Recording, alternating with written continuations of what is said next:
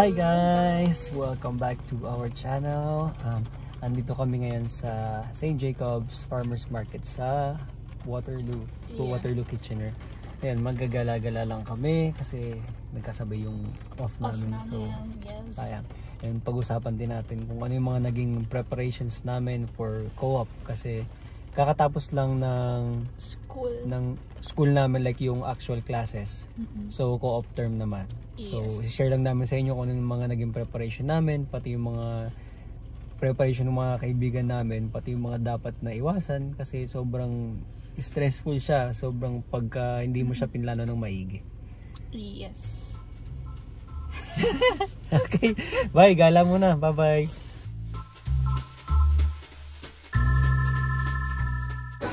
Hello guys, we're inside St. John. St. Jacob? St.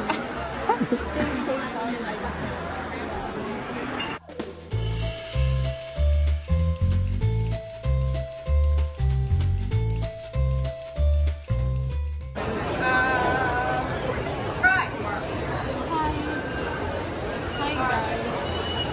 So kung ano-ano lang yung nakikita namin dito. Ano yung hawak mo? Hindi ko din alam, lalagyan ko lang. Yung mga handcrafted siya. Kung alam niya yung sa Toronto, anong pangalan sa Toronto? Hindi ko alam. Yung St. John, hindi ko alam. Sa farmers market siya. Yung parang same lang dito. Pero dito is tatlong building. Magkakaiba. Ayan. It's nice.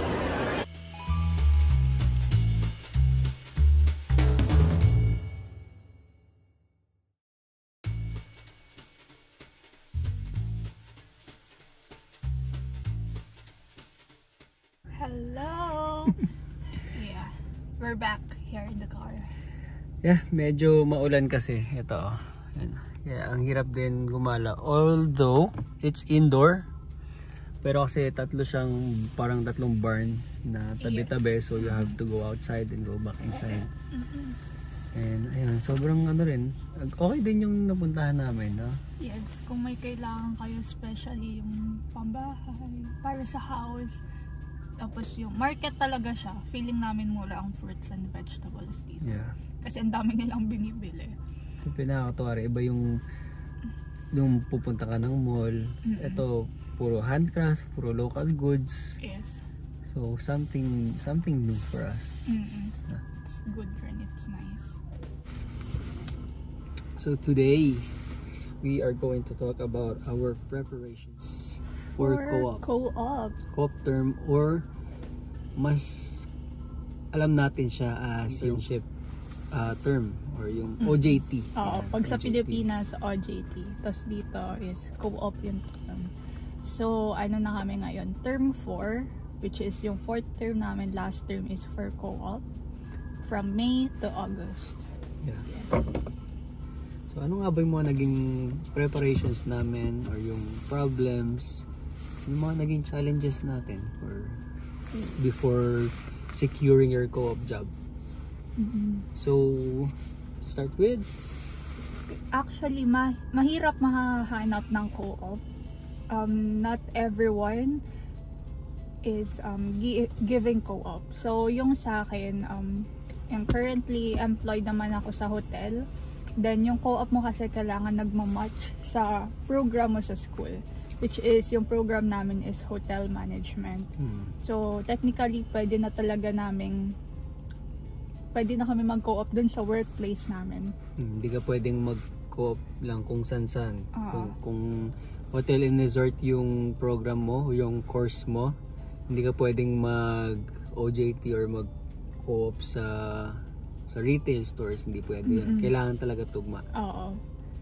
Then, yun nga, sabi ko, not everyone is giving co-op. Yung sa case ko, parang na-mention ko na from our last vlog, na hindi nagbibigay talaga ng co-op yung company ko. So, medyo nakailang pa ako, pilit sa kanila, ganyan, na baka kaya nila. Kasi ang hirap makahanap. Nag-try rin ako, nagpasa-pasa, ganyan. Kaya lang, hindi talaga nila yung iba pina-prioritize ang co-op. So, pero eventually, pumayag rin naman yung current company ko. So, yun na rin yung pinasa ko. So sa akin naman, as you know, kung nanonood kayo ng vlog, kung hindi, mag-subscribe. Magka-work kami dati ni Ara before, and we know naman na hindi basta-basta nagbibigay ng co-op yung current work niya, which is yung previous work ko din. So lumipat ako. Then sa interview pa lang talaga, minake sure ko na nagpo-provide ba sila ng co-op, kasi kung hindi, edi mag-move forward ako sa ibang hotel or sa ibang application.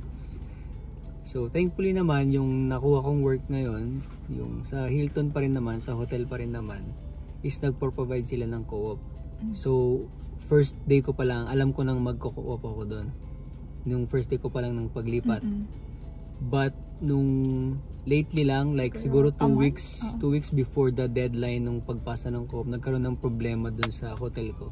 Problema meaning nagbawas ng oras, nagbawas ng tao, kasi sa co-op guys, kailangan at least 30 hours, hindi ka pwedeng bumaba doon. So kailangan yung employer mo, bibigyan ka talaga ng 30 hours, at least to 40 hours lang per week. So yun yung naging challenge sa akin, kasi hindi na daw ako mabibigyan ng full hours. So magiging 3 days na lang ako per week, which is 24 hours per week lang, which is not enough to finish my co-op on time. So yun, naging problem. Pero eventually naman, nagkaroon ng umalis yung isang isang agent.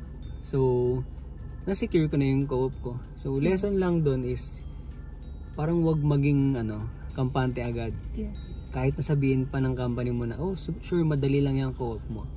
Pero kasi syempre, business pa rin yung hotel na yan. So kapag kailangan nila magbawas ng oras, kailangan talaga. And nag-apply siya doon parang October pa last year, which is yung co-op namin this coming May pa lang. So kung makakapag-ready kayo in advance, masecure nyo na kaagad, that's better. Kasi ang hirap mag-ahol sa oras. Dahil may mga friends rin kami, may mga classmates rin kami na like 2 weeks na lang, wala pa sila talagang nahanap.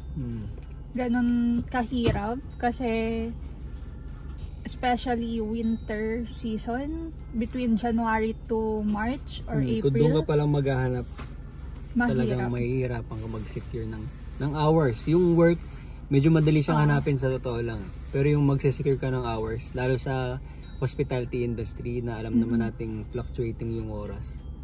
So, kasi hindi talaga busy yung ganong season, especially hotel industry. Kaya maapektuhan yung oras mo.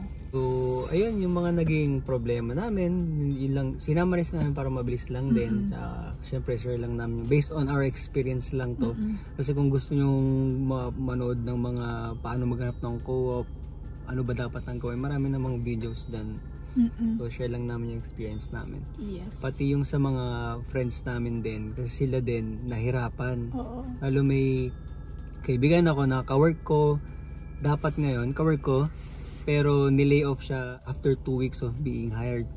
Tapos right then, nung interview din, sabi ko sa kanya, secure niya yung co-op niya. Sabi din sa kanya nung employer, madali na yan. Madali na yan, gagawin natin ng paraan yan. Pero 2 weeks after, naglabas ng schedule yung employer namin. Wala siyang oras talaga. 'Di ba? Doon pa lang. So kailangan talaga kung hangga't maaari kaya niyo i-secure agad yung co-op niyo para hindi na kayo problema, kasi magbabayad kayo nung wheel project. Yun yung parang counterpart kapag hindi ka nakahanap ng co-op mo. Kailangan mo 22,300 something. Tapos 4 days pa yun per week, unpaid, kasi parang project siya. Parang school ka ulit, imbis na nagko-co-op ka na paid. 'Di ba? Kumikita ka na, para ka lang nagtatrabaho. Ayun guys, dapat ang co-op nyo is paid talaga. Parang I'm not sure sa ibang industry, pero sabi nila from our school, from Lamto, na in hotel management specifically, kailangan kuha namin is paid. Paid talaga dapat. Oo. Ni-require nila yan kasi may papers kami na pinasa for our co-op nga na nakalagay doon how much are you are they going to pay you per hour, ganun. Kailangan talaga paid. Ayun. And thank you for watching our video. That's it for today's vlog. Hopefully may mga natutunan kayo. And don't forget to like, comment, and syempre mag-subscribe kayo. Bye!